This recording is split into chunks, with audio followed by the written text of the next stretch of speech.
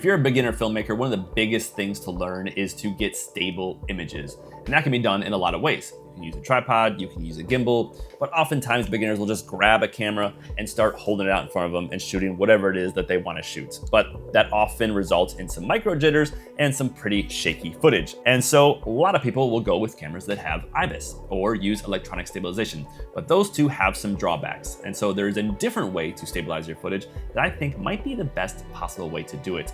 And that's with gyro data.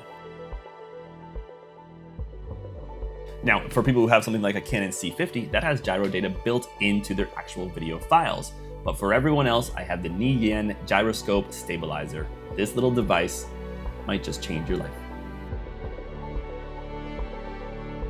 So I recently made a video on this channel comparing the IBIS in the Panasonic S12, which is filming right now, and the electronic stabilization of the Canon C50, which does not have IBIS. Now the results of that test, and I think many of you agreed in the comments below, that the Panasonic IBIS is still generations ahead of the electronic stabilization that most cameras have, including the C50. But a lot of you commented on another post-production type of stabilization that I did not talk about in that video, and so I wanted to rectify that mistake and talk about it here in this video, and that is GyroFlow. So what is GyroFlow and how is it different than electronic stabilization or even IBIS? Well, IBIS is when there's an actual mechanism that is around the sensor that moves the sensor to compensate for the camera shake that is happening while you're hand holding a camera or walking. Electronic stabilization does the same thing, but instead of moving the sensor around, it actually just crops a little bit into the sensor and then moves it around digitally. This often results in some very weird digital artifacts that kind of ruin the image, and so I don't really like to use electronic stabilization. But IBIS also has some issues where if you're walking or moving a little too quick, then the IBIS mechanism will actually reach the endpoints of where it can move, and that becomes a little bit jerky and kind of ruins the image as well. So there's gotta be a better way. And there is, and it's GyroFlow. Maybe. Let's find out.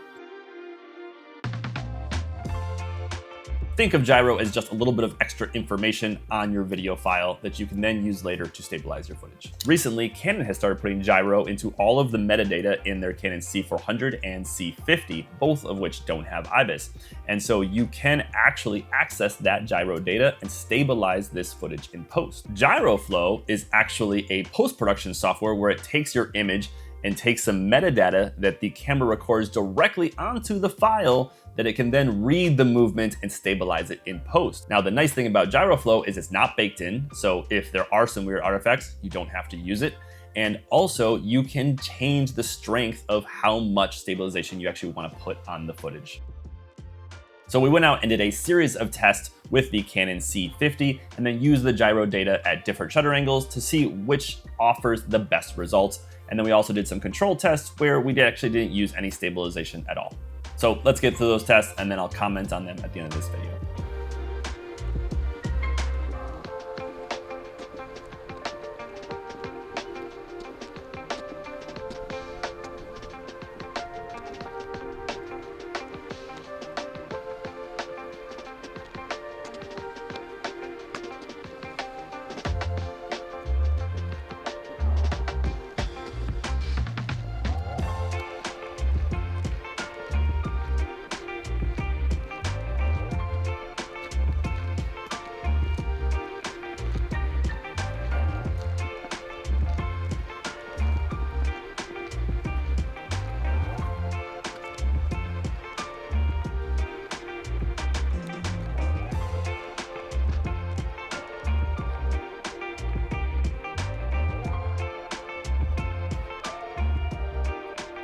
Now, a lot of cameras don't have the gyro data built into the camera itself. And so there's a really cool new product that I learned about just a few weeks ago, and it's this little guy right here. So this is a small gyroscope stabilizer from Niyen, and you can find it on Amazon for about 100 bucks. And what it does is you actually put it on top of your camera like this, and then you match the recording by pushing record for about 5 seconds. And then again for 5 seconds, so you have two files where they should match up pretty much exactly. And then you just push record on this device, let it run all day. And then when you put the two into the Niyen software, it finds where the metadata should be going onto your video files and automatically matches those up. And then you can put both of those into a GyroFlow program to actually stabilize the footage. This is a really cool small device, and it's going to work very similarly to the C50's gyro. And I actually did a couple of shots where I shot with the C50 with the knee yen on top.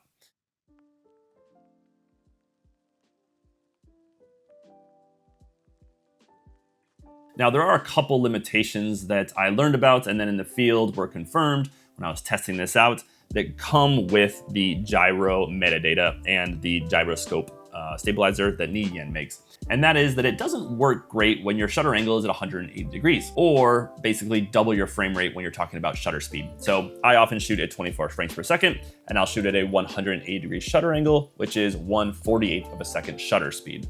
That gives you that nice cinematic motion blur that looks natural. For when you're waving in front of your hands, you can see the motion blur. You're not seeing a bunch of individual frames like you would if you had a faster shutter speed. What I've noticed, and what other people on the internet have confirmed, is that when you're shooting at a 180 degree shutter angle, that motion blur starts to become strange digital artifacts when using gyro data.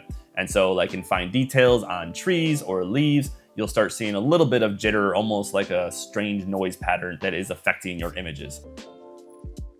And so Ni Yen and pretty much most people who use gyro recommend that you use a faster shutter speed to eliminate a lot of those digital artifacts. Which means that if you're shooting on the C50, you're probably better off shooting at a 90 degree shutter angle or a 45 degree shutter angle, which again eliminates some of that motion blur, but it does give you much better results, and you'll see that in our tests. Now, the one nice thing, though you lose some of that motion blur, a lot of post-production softwares like Premiere and DaVinci Resolve have different effects that you can apply to your footage to add some motion blur. So you could get the best of both worlds, where you have that really stable footage through gyro data, while also having that motion blur that makes your films feel natural.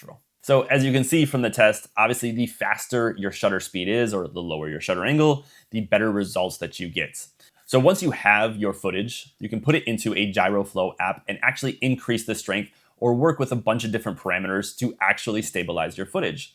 And you could even lock down that horizon level so that it stays the same, even if you're moving the camera like crazy. And so that's the big advantage over electronic stabilization in camera, or even IBIS, which whatever the camera gives you, that's what you get, and it's baked into the file forever. But if I wanted that kind of cool handheld look, I could put the smoothness way down on the GyroFlow app, and that would allow me to get sort of a natural but not too shaky look. Whereas if I wanted it to just float along like a gimbal, I can do that too. That is a pretty impressive way to stabilize your footage. If you're shooting a feature film or a feature documentary, you might want to stick with stabilized lenses for a lot of your work, but have GyroFlow as your backup in case things get a little too shaky. But if you're just out capturing B-roll for fun, or you just don't have a stabilizer on you and need to get a shot, then it's nice to know that you can always take that gyro data, put it into GyroFlow, and stabilize the image. So for those of you who have a Canon C400 or a C50, know that the gyro data is really, really useful, especially for getting shots when you don't have a stabilizer or a tripod on you. But for everyone else, I highly recommend checking out this little box from Ni Yen. I'll put a link in the description below. It's on Amazon, it's only $100. And yes, you might have a Panasonic that has the best IBIS in the business, but you never know, you might be shooting with a larger cinema camera that doesn't have any stabilization, or even a Sigma FP or smaller camera that could really use some extra stabilization. And so having this on hand, putting this in your bag, and just popping it out when you need it could be really, really useful. So check out the Ni Yen Gyroscope Stabilizer, and I hope you get stable images in your future. All right, we'll see you in the next video.